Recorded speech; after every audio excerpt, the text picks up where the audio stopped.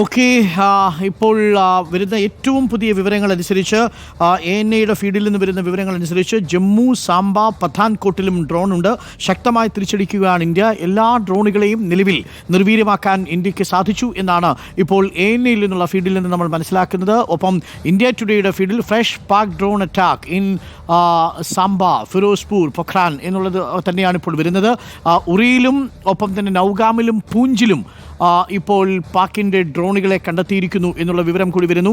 Indian air defence system ഇപ്പോൾ activate ചെയ്തിരിക്കുകയാണ്. അതിർത്തിയിൽ നിന്ന് പാകിസ്ഥാനിൽ നിന്ന് വരുന്ന ഏത് ഡ്രോണിനെയും മിസൈലിനെയും കൃത്യമായി ഇൻ്റർസെപ്റ്റ് ചെയ്യാനും ട്രാക്ക് ഡൗൺ ചെയ്യാനുമുള്ള സംവിധാനം ഇന്ത്യയുടെ ആകാശ കോട്ടയിലെ കരുത്തുള്ള നമ്മളുടെ S-400-നുമൊക്കെ ഉണ്ട്. നിലവിലുള്ള സംവിധാനം അനുസരിച്ച് ഇപ്പോൾ എല്ലാ പാക് ഡ്രോണുകളെയും നമ്മൾ ഇൻ്റർസെപ്റ്റ് ചെയ്തുകൊണ്ടിരിക്കുന്നു. ഇപ്പോൾ പൂഞ്ചിൽ ഈ ഷെല്ലിംഗ് ആണ്, ഷെല്ലിങ്ങിനോട് തുടർന്നുള്ള എക്സ്പ്ലോഷൻസ് ആണ് കേൾക്കുന്നത് എന്നുള്ളതാണ് ഇപ്പോൾ ANA വ്യക്തമാക്കുന്നത്. പാകിസ്ഥാനി സൈഡിൽ നിന്നുള്ള ഷെല്ലിംഗ് ആണ് കേൾക്കുന്നത്. അതെ, നിലവിൽ വരുന്ന വിവരം അനുസരിച്ച് പാകിസ്ഥാന്റെ ഭാഗത്തു നിന്നുള്ള ഷെല്ലിംഗ് പൂഞ്ചിലുണ്ടാവുന്നു. ഒരേ സമയം സൈറൺസ് മുഴങ്ങുന്നുണ്ട്. ഉധംപൂരിലും സൈറൺ മുഴങ്ങുന്നുണ്ട് അല്ലെ. പൂഞ്ചിലും നേരത്തെ വെടിവെപ്പുണ്ടായിരുന്നു. വെടിവെപ്പിന് പിന്നാലെയായി ഡ്രോണും ഷെല്ലിങ്ങിന് ശേഷം ഇപ്പോൾ ഡ്രോൺ പൂഞ്ചിൽ കണ്ടിട്ടുണ്ട് എന്നാണ് മനസ്സിലാക്കുന്നത്.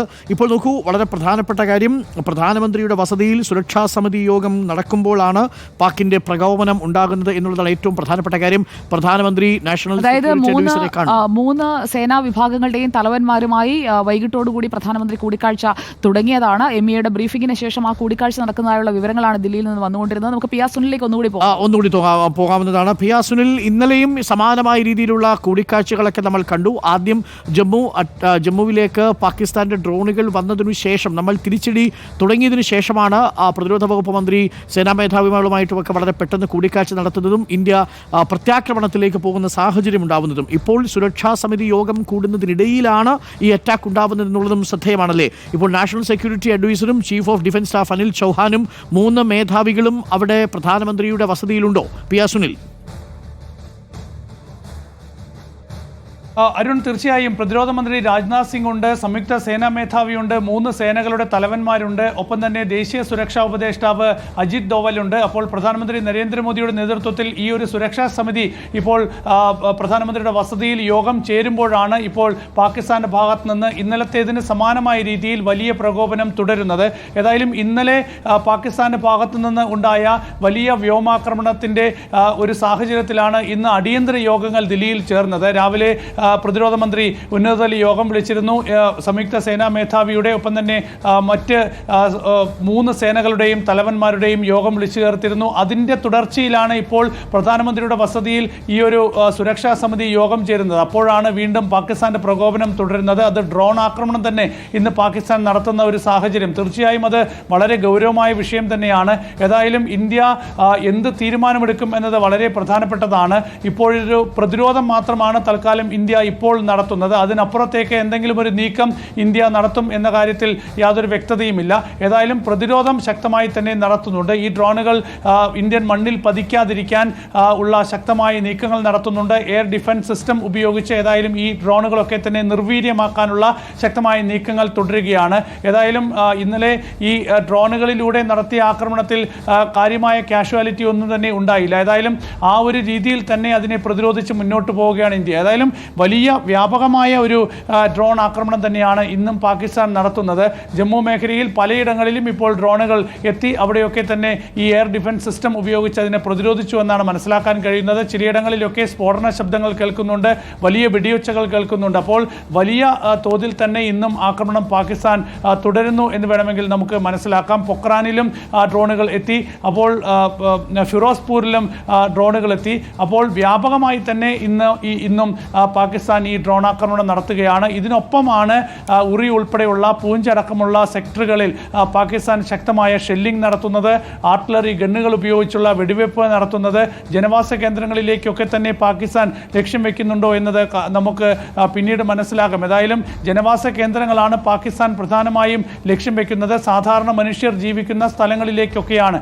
ഇന്ന് നടത്തിയ വാർത്താ സമ്മേളനത്തിൽ പ്രതിരോധ മന്ത്രാലയം വ്യക്തമാക്കിയത് ഗുരുദ്വാരകൾ, ഒപ്പം തന്നെ ക്രിസ്ത്യൻ സ്കൂളുകൾ, അതുപോലെ ഈ ജനവാസ കേന്ദ്രങ്ങൾ, ഇങ്ങനെയുള്ള മേഖലകളിലേക്കൊക്കെ തന്നെ ആക്രമണം നടത്തി സാധാരണ മനുഷ്യരെ കൊലപ്പെടുത്തുന്ന ഒരു സമീപനത്തിലേക്കാണ് പാകിസ്ഥാൻ പോകുന്നത് എന്നാണ്. ഏതായാലും ഇന്ന് അതിന് സമാനമായ രീതിയിൽ പാകിസ്ഥാന്റെ ഭാഗത്ത് നിന്ന് വലിയ